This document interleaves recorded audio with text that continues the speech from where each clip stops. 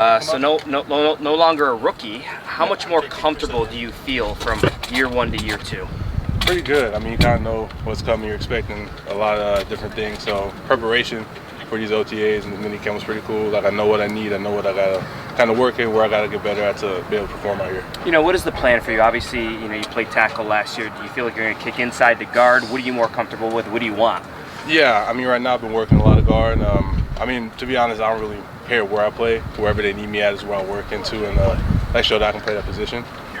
So like I said, right now I'm inside, and I'm learning to get comfortable there. Having those tackles, obviously playing tackle helps me a lot to understand different perspectives.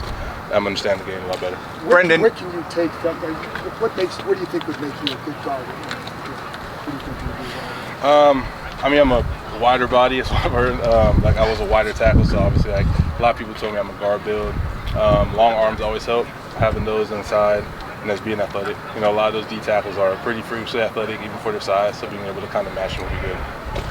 It's early. What can a young player like yourself learn from a Laramie Tunsil?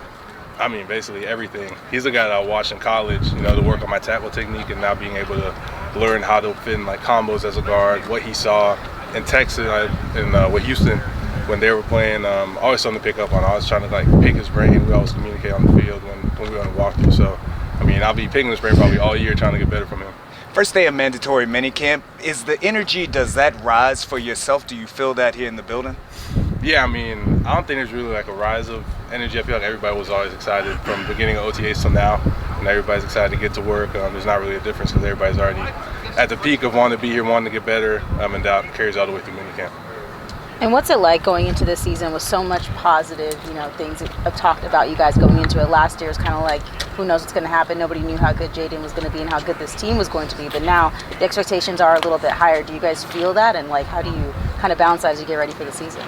Yeah, I mean, we already knew there's going to be those expectations. I know personally for me, I mean, it's just what it's going to be. And we knew who we were last year before the season when people were talking all type of stuff about us. We knew who we are now.